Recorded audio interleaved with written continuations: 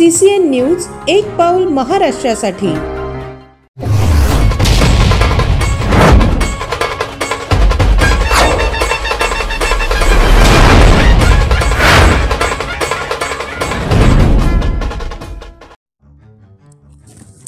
Rajarshi Shahu foundation आणि one Buldhana मिशनच्या शेकडो तरुणांनी रक्तदान करत जोपासली सामाजिक बांधिलकी।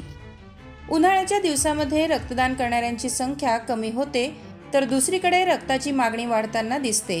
अशातच बुलढाण्यात रक्तपुरवठा कमी झाल्याची माहिती मिळताच नेहमीच समाजकार्यात अग्रेसर असलेल्या राजर्षी शाहू फाउंडेशन आणि वन बुलढाणा मिशनच्या शेकडो तरुणांनी फाउंडेशन अध्यक्ष संदीप शेळके यांच्या नेतृत्वात रक्तदान करत सामाजिक बांधिलकी जोपासली आहे।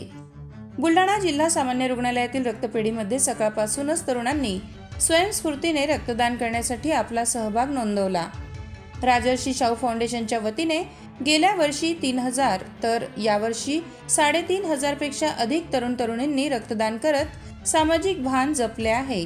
यामुळे शासकीय रुग्णालयातील सर्वसामान्य रुग्णांना या रक्ताचा मोठा फायदा होणार असून इतर तरुणांनी देखील रक्तदान करण्यासाठी पुढाकार घ्यावा असे आवाहन देखील संदीप शेळके यांनी केले आहे।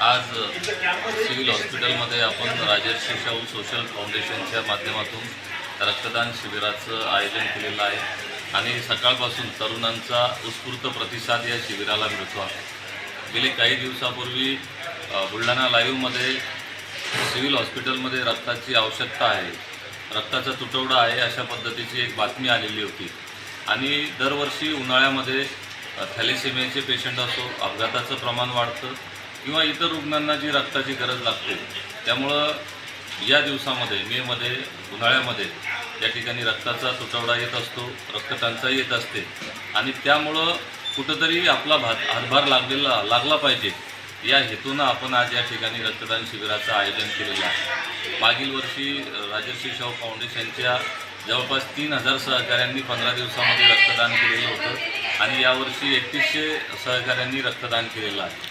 ही रक्तदानाची चळवळ Rajarshi Shahu social foundation one Buldhana mission सातत्यानं राबवित असते आणि मला आपल्या माध्यमातून सांगायला आनंद वाटतो की आपण ही बातमी बुलढाणा लाईव्हनं सगळ्यापर्यंत आणली आणि मला माझ्या सहकाऱ्यांचा कायम अभिमान आहे की नुकत्याच निवडणुका संपलेल्या आहेत, परंतु त्याचा थकवा म्हणा किंवा ते काम उरकलं, परंतु जेव्हा आमचे सोशल फाउंडेशनच्या माध्यमातून सामाजिक उपक्रमासाठी आवाहन केलं जातं तेव्हा कसलाही न विचार करता की अरे बाबा आता नुकतेच कार्यक्रम संपले, आता परत कार्यक्रम सुरू झाले, या बाबतीत कुठलेही आमचे सहकारी विचार न करता एका हाकेवर या ठिकाणी येतात। त्यामुळं मला माझ्या सहकाऱ्यांचा या सामाजिक कामाच्या बाबतीत त्यांचं जे योगदान आहे त्याचा निश्चितपणे अभिमान आहे।